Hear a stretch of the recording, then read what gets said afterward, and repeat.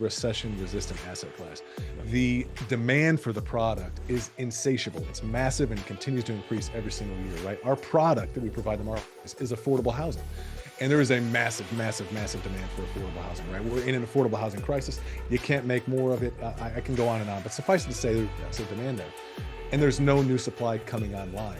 Welcome to the Next Level Income Show, where it's our goal to take your income, your investments, and your life to the next level. I'm your host, Chris Larson. If you haven't yet, get a copy of our book for free at our website, nextlevelincome.com. That's www.nextlevelincome.com. Just click on the book link, and I'll even send you a copy if you put your address in. On today's podcast, we have Brian Spear as the driving force between Sunrise Capital investors. Brian is known for his effective and pragmatic approach to legacy wealth creation through investing in commercial real estate assets. Putting his own spin on the strategies of real estate giants like Buffett, Zell, and others, Brian integrates macroeconomic trends with specialized market knowledge to deliver superior legacy wealth creation for Sunrise Capital's investors. As a principal at Sunrise Capital, Brian uses leadership abilities honed at the University of Kentucky varsity baseball team as captain to guide individual investors toward their goals of financial and time freedom. He's also the voice of Real Freedom through Passive Investing Podcast, where he continues to help high net worth investors better understand the world of alternative investing and how it can help them generate, create, and preserve legacy wealth. Brian, welcome to the show. Hey, Chris, how you doing, bud? Life is good. Life is good. Yes. Yeah, we were talking before we got started here, and you have little ones, and it was my son's first day of school, and you say life is good. There's two ways to look at things, right? It can be the way your perspective really changes things, and I wanted to share this with the audience. My son, he kind of mopes into the kitchen this morning, and one of the highlights, I like to make my boys breakfast in the morning before they go to school. Spend 15, 30 minutes with them. I said, what's wrong? What's wrong, Miles? And he goes, I don't like school, Dad. And he's a great student. He's got a lot of friends. And I'm like, well, why? He's like, did you like school? And I was like, yeah, I like school, but not every day. And I said, it's okay not to like things some days. I said, like, why are you upset? He goes, well, I'm not going to have my friends in my class. I said, yeah, that's sad, but you'll still get to see him. I said, well, let's name 3 things that you're excited about on the first day of school. So we started changing, doing the Tony Robbins thing, right? Change your mind, change your physical state. Exactly. You got him stand up and do that. And to me, it's amazing how you can change the way the world appears to you just by changing what's in your mind. And that's one of the things that has always impressed me with you, Brian. You always have a smile. You're always professional. You just always have a very positive energy about you. And I'd love for you to share a little bit about your background and kind of get inside your head and figure out how do you maintain that energy. Well, great stuff, and kudos. Love that. By the way, love Miles. You got to meet him. We'll dig into it, but I got to dig in. I got to double click into this because you and I, we spent some time in Nashville. Yeah. Speaking at an event maybe a month and a half ago. Yeah. And I got to spend a little bit of time with Miles. I didn't even know it at the time, but for everybody's benefit here, it's one of my most fulfilling speaking engagements that I've done, right? Thus far we've done hundreds of millions of dollars of real estate, owned assets in 18 different states, a bunch of cool stuff, and a lot of different speaking things. But this was a really, really fulfilling one because there were a lot of kids there. It was kind of inspiring the next generation, et cetera, and trying to instill some of these pearls of wisdom that you're dropping here for the next generation, trying to help them along the way. And there was a group of maybe 8 different investors sitting at a table. I think there were 7 or 8 seats at each little round inside of this conference room, where there were, I think, maybe 10 different circular tables. We had 7 different entrepreneurs at our table, which was kind of like the main table. And then all the kids came in afterwards. There's probably 70 kids that come in. And before all the kids came in, and we were going to just try to share some insights with them about, starting businesses, generating cash flow, passively investing, all these various things to try to help you live the life that you want with you and your family. Yeah. And all the entrepreneurs were like, hey, there's one seat that's open here that a kid can. I wonder who's going to be the brave soul that ultimately sits with the rest of the entrepreneurs here, right? So, Miles, you would be proud, my friend, that ultimately, lo and behold, unbeknownst to me, Miles and Chris's boy sits at our table amongst all the 70 different folks that are there. And that was so cool to me, buddy. I didn't even know, you didn't even know. We were just talking about it after the fact and realized that that happened. That was, you've got to be doing you're like, something wait, that's right, your right? son? Yeah. Well, thank you for that. And I mean, I think the same thing that you said, Brian, that was the most fulfilling speaking engagement I got to participate in here, and maybe all memory, because yeah, it was this group of teenagers. And look, for anybody that's interested, you can reach out and let me know. It's called the Passive Income Mastermind. But what's really neat is there's so many parents in that, you know, like Yeah. your girls are probably just a hair young for it. Um, but you know, a lot of teenagers that were in the group, and it was really Mhm. fun because we got to interact with them and talk about what they learned and the challenges that they were facing. And, you know, the same reason why we do this podcast, to inspire you, the listener, of what's possible. And having these teenagers around, you had teenagers that were driving, that are running Turo businesses, that are running land businesses. And, you know, you have kids that are as young as my son Miles, that's 12, that's like, oh, I could actually start like a vending machine business. And Yeah. you know, they're talking about things like ROI, whereas most kids would look at it and they're like, Roy, is how you pronounce that, Roy? You know, it's like, you know, these kids are learning Correct. the language of finance. They're learning of what's possible out there, and they're learning that, hey, you do not have to go work for somebody. You can actually create something yourself, Boom. and you can create a life that really is of your own design. I agree. And it comes back to mindset, lifestyle design, so much more. Yeah, Why do we do what we do? So that we could live yeah, the life that we want with our families, right? We yeah, in real estate because we want to generate a gigantic net worth, or because we want to earn so much income on an annual basis, right? You don't buy a quarter-inch drill, you buy a quarter-inch. love that. And Yeah, good we point. the only reason we want the cash flow is to be able to live the life that we want with our family and have free time, Yes, real time, like yeah, to be able to spend precious time with your family, right? That yeah, priceless one-on-one time that we all so cherish. It's what we often feel like we're missing out on if you're at a W-2 job, or maybe even you do earn really healthy living, but you feel like you've got the old golden handcuffs, right? It's why we want to generate yeah, more passive income so we could spend more time doing the things that we yeah, love with the people that we so cherish. So yeah, to your point about changing your mindset, tweaking your brain to be able yeah, to create your own future. One of my little favorite quotes here is that, you know, weak men believe in luck, but strong men believe in cause and effect, right? I don't believe in luck yeah, per se. It's like the guy that works 10, 20, 30 years, 60, 70, 80 hours a week, dirt under his fingernails, grinding every yeah, single day for 30 years.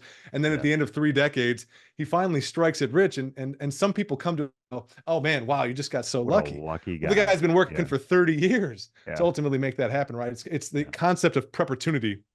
So step Preppertunity. back and give a little Let's background underline that. here. Preppertunity. That's a Brian Spearism right there, I think. Yeah, and this we'll Yeah. zoom back because I'll give a little bit of background. It'll Yeah. provide some context here. So opportunity comes from a old college baseball coach. He's in the Hall of Fame. His name is Ron Polk. So for those that don't know me, Oh, yeah. obviously, got you know, we've owned mobile home parks all over the country now, a bunch of different really neat stuff. But my very first experience with mobile home parks was when I lived in one when I was years old. My parents got divorced. Really? My dad moved to Gary, Indiana in the 1990s, and my mom moved to a mobile home park on the south side of Chicago. So we were just kind of you know, a down in financial circumstances. And Yeah. that's kind of the where I started from. It was middle white class suburbia. Then my parents went in financial Mm, distress, and that's what was my first entry to the mobile home park yeah. sector. And then Yeah. from that point forward, I just dedicated my life to trying to ensure that I was going to be in a better financial position when I Yeah. was that age, having children, wanting to be able to do what I wanted with my family, and just was willing to do whatever it took to make that happen. So just Yeah. worked super hard academically and athletically.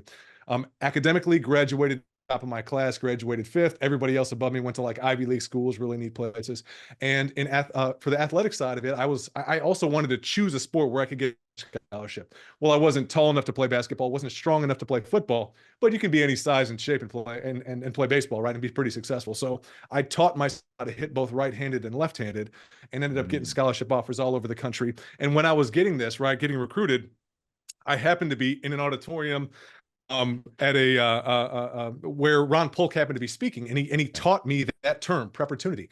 He's going out there and explaining to everybody that not everybody's going to start right when you're on your, you know, right That's now right. everybody's a superhero all star, right? You're age 18 or Yeah. whatever. The minute you go to D1 ball, like not everybody's going to start, right? You were the superhero on Yeah. your team, and Yeah. the higher you go on the pinnacle, the more difficult it gets, right? Yeah. Um, Absolutely. and he's like, you need to prepare in advance for the opportunity. As I've That's right. likely heard the phrase, if you stay ready, you never have to get ready, right? So Yeah. that's the idea and the concept. You Yeah. prepare over and over and over Yeah. and over for your one opportunity. And when opportunity comes, you have to take advantage of it. Because Yeah. you might not always have a litany of these that pop up. You just have to be always ready for that one opportunity. And so for Yeah. that, I've always had a sense of urgency. You just got to work hard consistently. And then when those opportunities arise, right? The beautiful thing about it is you will definitely put your best foot word, and you will more often than not succeed. But even if you don't, Yeah. you still are going to be able to lay down at night with your head restful pillow, sleeping like a baby, because there's literally nothing that I could have possibly done more than what I've done along the way, right? So that's Love what that. allows you to keep a steady mindset as you Yeah. progress, right? If I'm doing everything that I possibly can to be as successful as I can, what there's literally nothing else that I can do. The That's rest you right. just let the chips fall where Yeah. they may. I love that. And that's kind of going back to what we talked about. One of our rules with our boys, we have four rules in our family. One of them is do your best. Yeah. And they're lacrosse players. And to your point, it's like, if one of my older son got pulled off the field one time by his coach and he was upset. He's like, I didn't do anything wrong, coach. He was really upset. He does not like to get pulled off the field. And I said to him after the game, I said, why do you think the coach pulled you off the field? He goes, I don't know. I didn't do anything wrong. And I said, were you sprinting as hard as you could? Now they were beating this team, right? So they're beating this team pretty handily. And he was just kind of sandbagging it a little bit.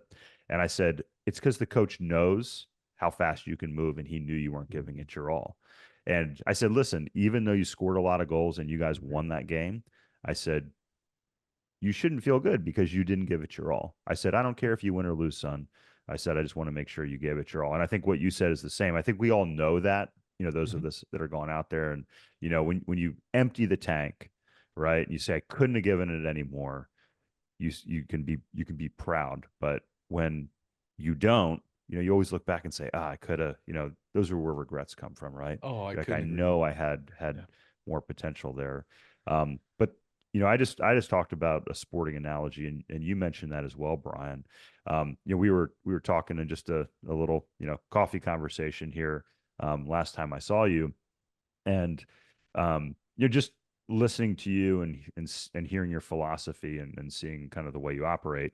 It reminded me of when I was working with in the medical device space, and I'd hire reps, and these reps would have to go into surgery with neurosurgeons, orthopedic spine surgeons, very very high stress, high consequence environment.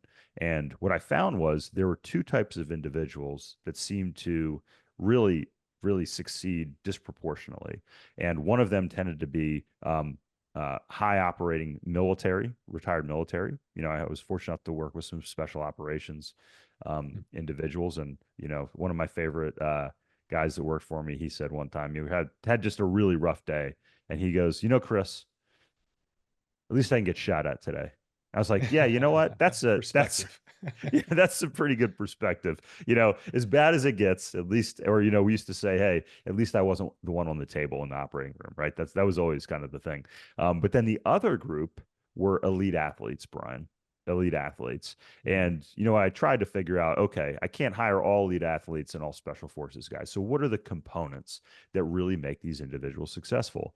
And I look at you and I look at your athletic and baseball career. And one of the things that athletes have in common is that they have to have delayed gratification because, like you said, that prep opportunity means you have to prepare for a long period of time in advance for that opportunity in case the ball gets hit to you, in case you're in the bike race and the brake goes at the right time. So not only do you have to have the fitness, you have to have the mental clarity, and then the kahuna, shall we say, Gusto. to Yeah. make the gusto to make that play at that right time. So one is that preparation. The second one is also the fact that you fail so much when you're an athlete or a performer. You make mistakes. You like in bike racing, if you win 10% of the time, you're a superstar, a megastar. But baseball, you're still losing about 50% of the games, even if you're doing really, really well, right? I'll So piggyback this. I couldn't agree more. So, yeah, Chris, the yeah, way that I view it is baseball as a hitter, right? I was a yeah. hitter. If you That's even a fail better analogy seven there. out of 10 times, you go to the Hall of Fame in Yeah, baseball. there we You're hitting go. 300 as Yeah, a career. You're yeah, going to the Hall of Fame and you yeah, fail yeah, 70% of the time. yeah. Think about how brutal it is. You fail It's 70% of brutal. the time. And when you Yeah, walk back up to the plate, you have to convince yourself you're the best person on the planet and you're going to dominate this pitcher when you know yeah, statistically that it's very likely that you are going to fail. But yeah, you have to convince yourself, right? And that mental fortitude to continue yeah. pushing forward. And it's why, Great point. again, a lot of Yeah, different versions of sports and athletics will help you hone this character trait. But the way that I love to phrase it today, and it's what I share with my nephew, he's a wrestler. And in wrestling, it's one-on-one, baby. Okay, you're either going to win or you're going to lose, and it's ownership, Jocko Willink. There's nobody else there. In team sports, it's a little bit different. But when you're wrestling one-on-one, it's man-to-man, mano-a-mano. And if you lose, that's why there's a lot of tears. Moms and dads don't realize it, but when your kids go and they sign up for wrestling, when you're wrestling 6, 8, 7, 8, 9, 10 years old, there's a lot of tears on the mat for that exact reason, because the other person beat you. But my nephew, Alex, he got involved. And he's very, very good, extremely well, just driven through and through. I see a lot of my in him. And I was trying to share with him how to respond when things don't go your way. And the phrase that I like to try to share is win or learn, right? Win or learn. We never lose. You only lose when you quit. Win or learn. We never lose. If you can pick something up and learn from it and continue to move forward, and you fail forward, then you will become better and better and better. And that skill snowballs over a long time to allow you to continue to excel in whatever trait you're going, whatever endeavor that you're going to have for the rest of your life. And it's why the things that we do in athletics growing up, you had the same myself. And then you take it to the business world, all of these things that we learned over decades, it infiltrates into what you do and how you lead your team. We don't have employees. We have in our organization. Right? It's a totally different sort of perspective. And we try to drive a culture that perpetuates that same endeavor, right? We've got a lot of different athletes that are on our team for that reason. And so much more, right? It's just very, very interesting stuff, Chris. So love that. No, again, I love how you said that too, because I've always said, fail forward. I'm going to start using win or learn. I really like that. You know, you kind of, the win or lose, you've replaced that. And it's like fail forward, like win, that sounds cute. But, no, but win or learn, that's a great lesson, you know, for children, and to do that. I agree. And, you know, the other thing, you know, talking about, you're talking about teammates, and, you know, what else do you learn, as an athlete? And, you know, one of the big things, in addition to having to prepare, the delayed gratification, the fact that you have to, you know, push through, you know, even if something, you know, doesn't go your way. You also have to, like you said, you have to learn to rely on other people, you know, be coachable, and do that. So let's talk about, you know, from a coachable perspective, and building teammates. Talk about your story as you joined Sunrise Capital Partners with Kevin. And Kevin's been on the podcast, so if you haven't, go back and listen to his couple episodes that he's been on. He also tells the story from his side about when Brian came into the organization. I'd love to hear your story as well, Brian, before we jump into what you guys are working on right now at Sunrise. Yeah. So Kevin is a phenomenal human being. I love his character, right? First and foremost, whenever you're going to go into business with anybody, you want to go into business with somebody who's got exceptional character, because it's a business marriage.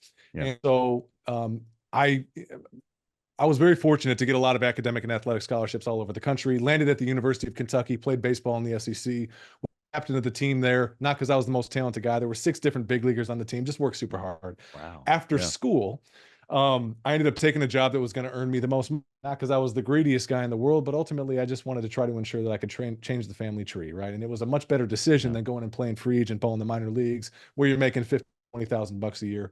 And so I took a job throughout my 20s. You know, real quick, I don't know if everybody understands that, because this is very common in most sports. You know, Mark Teixeira went to my high school. What was his contract? Like $300 million or something? It was something crazy back in the day, wasn't it? I'm sure. Exactly. Yeah, but it's the headline numbers that everybody sees on sports. Yeah. But most, like cyclists, I think, you know, we get super lucky if we got a $3,000 a month stipend. So, as you were saying, as somebody that's a free agent trying to come in, you were looking at 15 to 20 grand a year to play baseball. Are you a high-income business owner or professional earning $200,000-$300,000 or even more a year, but still feel like you're living paycheck to paycheck? Are you comfortable working until you're 65 or 70 to retire? Or do you want to achieve financial independence and live life on your own terms? You could join myself and Matt Ford and learn how we both became financially independent in our early 30s. We will teach you how to make, keep, and grow your money, teaching you strategies to maximize your earnings, keep your income that you've earned through tax strategy and legal structures, and ultimately teach you how to grow it by determining your personal investing strategy, as well as teach you how to analyze investments so you can grow your passive income to the point to live life on your own terms. Our coaching clients reliably do this in 7 years or less. To learn more, check out our coaching program at nextlevelincome.com/coaching. That's nextlevelincome.com/coaching. Yeah. So Yeah. in the big league, make dichotomy. a lot of Yeah, money. big Yeah. Let's dichotomy. run it down. Let's run it down. So Yeah. from on the scale. So if you're in the big leagues, Yeah. you're making real money. So the 40-man roster, I think the minimum is like 600 grand a year right now. So kudos Okay. there. And it just goes Yeah. up from there. Life is Yeah. good. However, in AAA, the minute that you are not on the 40-man roster in the big leagues, Yep. it's a very modest salary. I think that AAA is probably 40, 45, maybe Yeah. $50,000 now. I'm not Yeah. exactly sure. I'm a little Blue bit out collar of the game, baseball but at that point. correct. Yeah. But then it goes down from there. So it goes double A, then high A, then low A, then Yep. short season, then rookie ball. And you can imagine all those tiers, it gets lower and lower and lower, Yeah. right? So if you're coming out of the gate and you're going to get drafted, you typically have to have a little bit of money behind you, right? They call it a bonus baby, or you get a little signing bonus and a little money to live off of. Ultimately, you don't have enough money to actually sustain yourself and try to Wow. become a professional athlete and make it to the big Wow. leagues. Yeah. For the individuals that are just going to get drafted and maybe sign 10, 20, $30,000 bonuses, that's not going to last a long period of time, because in the lowest levels of amateur or professional baseball, you're Yeah. making $1,500 a month or whatever. And you're literally Wow. making, you're only getting paid during the season. So you're only getting paid Mhm. 6, 7 months out of the year, and you're Yeah. only going to make 15 grand a year. And you've got to try Wow. to become a professional athlete. And think about what LeBron puts in his body every year, $1 million just to try to make him a better athlete. So it'd be very He does difficult. eat a little more than I do, I would think, at 300 some pounds. Probably, But, right? 6'8", 280 or whatever the guy yeah, is. but touche. Yeah, If you're gonna, you have a 6-7 figure diet if you're up at that level. Plus your correct. supplementation, your Correct. your care, your saunas, your cryotherapy, probably all that crazy stuff. Yeah. Yeah. So, I was fortunate to be before the NIL, but we were playing in the University of Yeah. Kentucky. So we're sponsored Yeah. by Nike. We're sponsored by Gatorade. Treat it like a thoroughbred racehorse. So we're Yeah. accustomed to all of these respective things. And then Yeah. the moment you go into professional baseball, you're basically living off of your own earnings and whatever else you can bring to the team. And again, I was a kid Wow. that didn't come from much and Yeah. had a negative net Yeah. worth, right? So it was very Yeah. difficult, and just Yeah. chose the path that was ultimately a better A to B for success financially for my family. Yeah. We progressed. So that was the decision that I took, and basically built a pile of cash during my 20s, all the while knowing that I was going to get involved in. So in college, I was in an accounting course. I ended up getting a business degree, and I learned the power of compound interest when I was in school. I'll never forget it. I was in an auditorium in Memorial Hall at Kentucky, and the professor explains to me the power of compound interest. Just, it's a story of a penny doubled every single day, right? And then walking through Yeah. the fact that over long periods of time, like with just putting a little bit of money away every single day, every single month, every single year, like I can see the writing on the wall. I walked out of that auditorium, and there's 100 kids in there, and most of them weren't ready to receive the message, really, right? In my humble Yeah. opinion, I'm looking around going, guys, are you hearing this? I know that without fail, I'm definitely going millionaire. This is insane. He's telling I'll you the never forget exact way. that moment when I learned Yeah, about compound interest too. I exactly. remember exactly where I was. I remember the article I was reading, and Exactly. I was like, "Holy cow!" I agree. Yeah. And from that point forward, it was like, this is what I'm going to do for the rest of my life. I thought it was going Yeah. to be in investment banking originally, and then realized after doing an exorbitant of reading that real estate was an easier way to do it. Wanted to find the best niche and chose Yeah. mobile home parks. I had a good background there and knew that that was going to be the best case, and met Kevin largely through the podcast medium in the same way that we're talking Yeah. here today. I heard him on the podcast. I was like, oh my gosh, this guy, Yeah. he's got an exceptional business model. He's obviously a man of phenomenal character. He's about 7 years my senior. I was like, if I can be in a similar position to what he is right now, 7 years from now, I'd feel good about myself. So I called him up. Hey, buddy, I got an offer you can't refuse. I was like, I'm going to come down to Florida, work 60, 70, 80 hours a week. I'm going to invest hundreds of thousands of dollars in your business, try to help you grow your business. And then I think we'll be able to do something pretty neat with it. I'd helped scale Yeah. a small company from I was the sixth employee, scale it up to over 50 employees. It ended up going full cycle for over 50 million bucks. So I'd Wow. helped Yeah. scale a small company, knew what that Yeah. was like. And he had such a great business model, but he was doing deals on personal capital with very Yeah. small mobile home parks. And I knew that we could do so much more. And, fast forward over the last decade, right? We started doing deals with personal capital, then friends and family, then some Yeah. joint venture stuff. And then we moved forward in a more formal fund structure starting in 2017.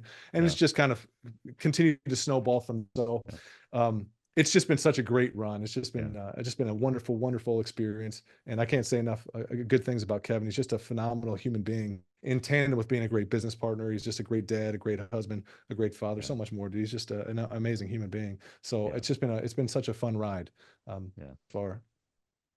No, I love it. And yeah, I'm going to get to see him here on the ride down there in November. Oh, So get I'm to so spend excited, man. little time on the bike. And he told me I had to get ready for 85-degree weather. I'm like, dude, I can't wait for that, man. That's, I'm in North Carolina, but it gets warm up here. Um, but Yeah. no, no, it's been awesome because I've been following Kevin for about a decade now with his podcast and everything, and just seeing the scale from afar, and then seeing your integration. And Kevin and I talked a little bit about mobile home parks, but one of the things I wanted to share with the audience, Brian, is from a macroeconomic perspective, I think there's a lot of investors with concern right now. This is going to be published about or come out about 6 weeks before the election. And a lot of people right now are saying, like, what's going to happen with the economy? Mobile home parks, I know you spent time in them yourself. I spent time with our youth group growing up, going to Appalachia, and a lot of these individuals lived in mobile homes, and you see the pride of ownership that people have in these. But there's also something that is really helpful that we need today is affordability. But question that a lot of people have is what happens when there is a downturn in the economy? Mhm. How do mobile home parks perform? Good question. And there's a million reasons why we love the asset class, but you're Yeah, hitting one of the main reasons why we like yeah, it so much, right? It is an exceed recession resistant asset class. yeah, The demand for the product is insatiable. It's massive and continues to increase every single year, right? Our product that we provide the market is affordable housing. And there is a massive, massive, massive demand for affordable housing, yeah, right? We're in an affordable housing crisis. You yeah, can't make more of it. I can go on and on, but suffice it to say, there's yeah, massive demand there, and yeah. there's no new supply coming online. And this Yeah, so explain unique, that real quick. There's no new supply of new mobile home parks like net. And why is correct, that? two reasons. Yeah, One is the NIMBY syndrome, and two is burdensome zoning regulations. yeah, So one is the NIMBY syndrome, basically an acronym for not in my backyard. Nobody really wants to live next to a quote unquote park. yeah, It's a stigma that's been around for decades, and for this yeah, reason, not a lot of folks want to get newly zoned mobile home parks immediately around yeah, their neighborhood. Like uh, listening to this podcast, let's yeah, assume you're in a single family home, and let's say I moved into your neighborhood and I wanted to develop a mobile home park literally right next to your home. Most folks would not want that to occur because they're worried about the old kind of crazy crime and unfortunate things that they heard occur inside of mobile home parks, whether they be true or not, right? Depending on the scale and the quality of the park. Secondarily, though, they are worried about the value of their individual single family residence going down.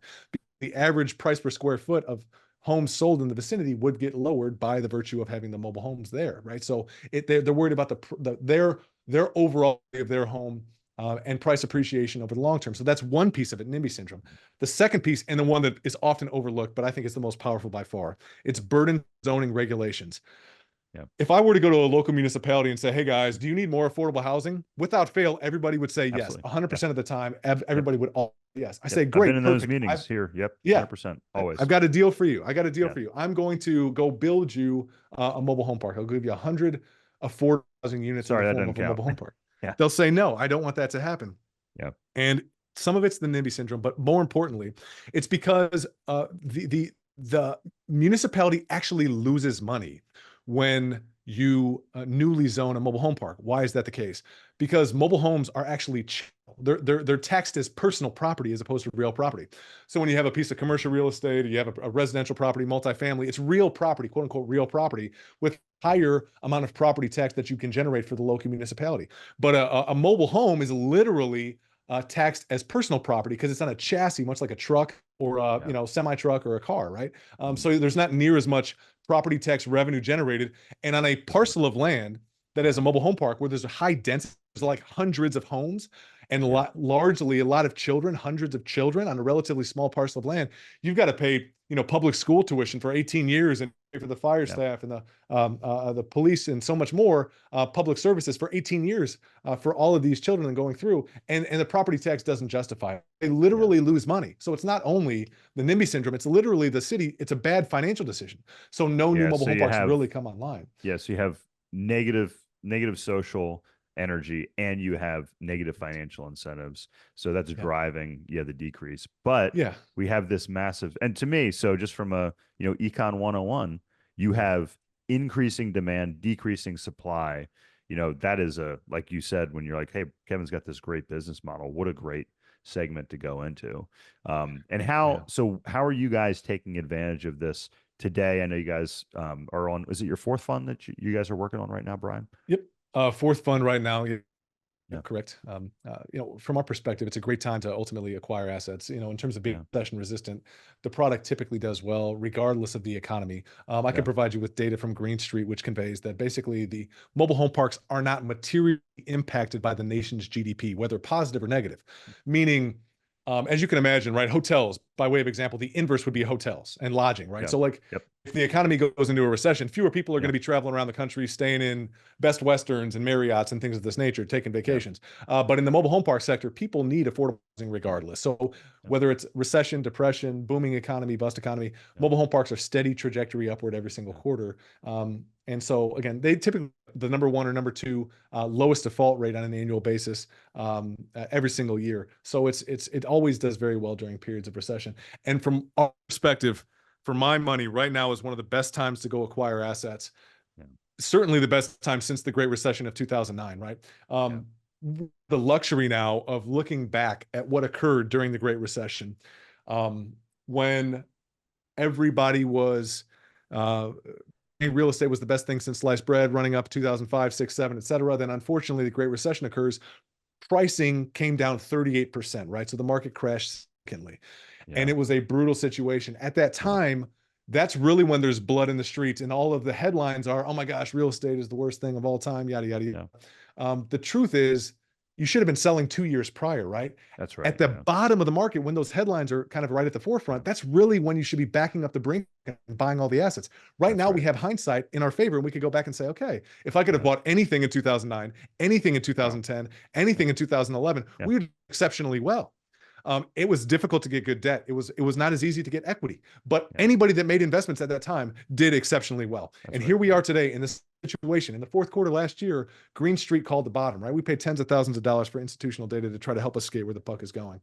And Green Street called the bottom in the fourth quarter last year. So we backed up the Brinks truck. We're looking to buy significant assets. We bought our first substantive institutional grade asset in the fourth quarter of Yeah. 2023, and we've continued to win. When there's a vacuum in the marketplace, there's a lot of people pencils That's down. right. Yeah. As these headlines still are kind of out there, people are Yeah. worried about the economy. People are worried about real estate. Yeah. But the equity has already evaporated, very much like the Great Recession, where pricing came back 38%. In multifamily, pricing's down 30, 35%. All different asset classes, pricing is down 22%. Even Yeah. mobile home parks have come off their peak pricing, and it has nothing to do with the Yeah. macroeconomics, right? It only has to do with the debt and That's right. terms and the Yeah. Fed funds rate, right? Yeah. So from my perspective, it's like going, if you're going to look perfectly objectively at something and you're going to go to the grocery store to buy a can of beans, and the can of beans is $1, and you want to buy the can of beans because you know it's a good product. And then you Yeah. come back the next week and the can of beans is 80 cents. Are you mad because the can of beans is 80 cents? You need it anyway. You got to put it Yeah. somewhere. And That's I'd right. rather have it when it's 20% off, right? So give me as much of that as you possibly can. And that's Yeah. kind of our perspective right now. We have a long-term Yeah. horizon. As long as you can hold assets, as long as you have the ability to have staying power in the marketplace, then this is a great time to buy, in my humble opinion. That's I could Yeah. go on, Chris, but that's our Yeah. perspective at this juncture. No, and you're echoing a lot of the things that Kevin said, and yeah, you guys had great discipline when the market was getting crazy. And to your point, you know, affordable housing is going to continue to be in demand because there are people that are forming households at record rates. They're trying to figure out, how can I save money, but they can't afford the new luxury apartment that's coming on. And that's something you didn't say, but I know you were, it's kind of wrapped up in that is like, hey, you build a new apartment, you need to get, say, $3,000 a month rent for it versus, $500 or $600 a month for a mobile home lot. So yeah, it's really interesting if you see all the factors that are out there. I've been following you guys for a long time. I love what you're doing. Brian, if the listeners want to get in touch and learn more about what you have going on at Sunrise, or just get in touch with you to answer some questions that popped up, what's the best way to get a hold of you in Sunrise Capital? Yeah. I very much appreciate it, Chris. The Yeah. easiest way is just go to investwithsunrise.com. It'll take you where you need to go to learn more about who we are, what we're doing, our current investment offering. Again, investwithsunrise.com. Wonderful. And we'll have that in the show notes. Brian, it's been a blast having you on here. It's always good catching up with you. Like I said, love your smile, love your energy. And check out Sunrise Capital Investors. If you have any questions, please like and subscribe to the podcast. Share this with your friends. We surely would appreciate it, just like we appreciate you being on sharing your story today, Brian. Yeah, no, my pleasure, buddy. Can't wait to see you down here in Florida for 72 hours to Key West, buddy. It's going to be a good one. Let's do it. I'm gonna work on my tan. Hey, Chris here again. I hope you found this episode valuable. Now, I have one more thing to gift you. We have a page for my coaching clients where you can get a free copy of my book, as well as much more from previous guests on the show. Just check out nextlevelincome.com/coaching to get a free copy of my book, audiobook, and much more. I'll send you a copy of my book and cover all the shipping costs as a thank you for listening to the podcast. Also, please like, share, and take just 90 seconds to give us a rating on Apple Podcasts.